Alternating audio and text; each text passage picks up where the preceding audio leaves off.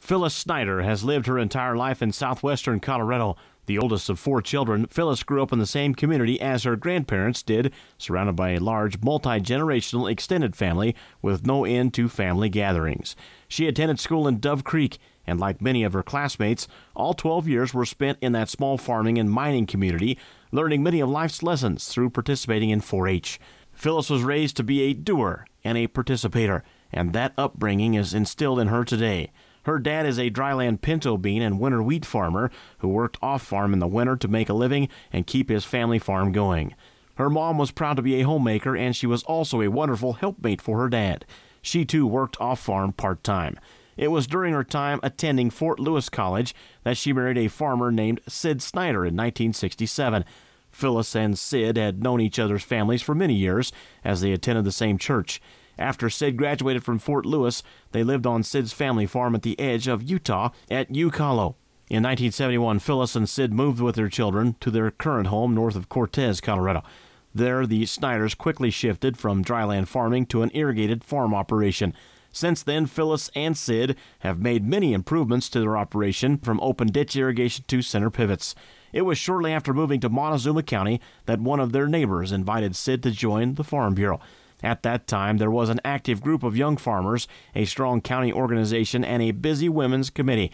Phyllis and Sid competed in the Colorado Farm Bureau's Outstanding Young Farmer and Rancher competition, and they won a trip to their first state annual meeting in Lamar in 1975. That year, a blizzard hit, and being young and foolish, they drove from southwest Colorado to southeast Colorado to attend the meeting.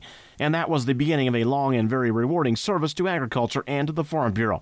Both Phyllis and Sid quickly became involved in the San Juan Basin Farm Bureau. They served on the State Young Farmer and Rancher Committee, where their committee started the annual State Young Farmer and Rancher Conference. Phyllis also served on the State Women's Committee, developing consumer education programs like Food is a Good Buy and Water, the Lifeblood of Agriculture. She still uses parts of those programs in the workshops she has done for some 20 years at water festivals in Cortez and in Durango. In 1979, Phyllis Synder became the first woman to become a county president in the history of the Colorado Farm Bureau, and according to Nell Probst, author of Grassroots People, she did it with a baby on her knee. Over the next 20-plus years, Phyllis served on the County Farm Bureau board in nearly all offices and committees. Under her leadership, the San Juan Basin Farm Bureau won 8 Programs of Excellence Awards in 1981. As county president, Phyllis led the effort to resolve a uranium mine tailings issue, a decision that went all the way up to Governor Lamb's office at the time. Many new San Juan Basin memberships were also a result of her hard work on that issue. In 2000, Phyllis was elected to the Colorado Farm Bureau's State Board of Directors representing District 8, and she proudly serves southwestern Colorado in that capacity today. During all her 35-plus years of service to the Colorado Farm Bureau, Phyllis was also busy serving agriculture in many other areas. She worked on policy development, candidates' nights, 17-plus years on water festivals, 30 years promoting and supporting the 4 States Ag Expo, and farm safety, just to name a few. In addition to that, Phyllis was also a 4-H beef leader for 15 years, along with County Fair beef superintendent for several years, and was recognized with 4-H Outstanding Leader Awards in 1986 and 1995. Phyllis has been a southwestern Colorado cowbell since 1972, where she has served in many of the offices and committee positions. Currently, Phyllis is in her 4th year serving on the Beef Promotion and Research Board, the Beef Checkoff Board, an appointment made by the USDA's Secretary of Agriculture. As important as farming and ranching and the Farm Bureau have been both to Phyllis and to Sid, the most important thing in their lives is their family.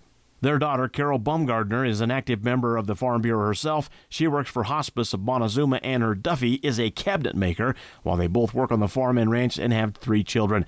Their son, Mike, is a lieutenant colonel for the United States Marine Corps and has been a helicopter pilot for 17 years, serving many overseas tours of duty. His most famous pilot assignments have been to Marine One, where he served as a Marine One co-pilot for President Bill Clinton and as a pilot for President George W. Bush. Mike, his wife Laura, and their 5 children live in Virginia.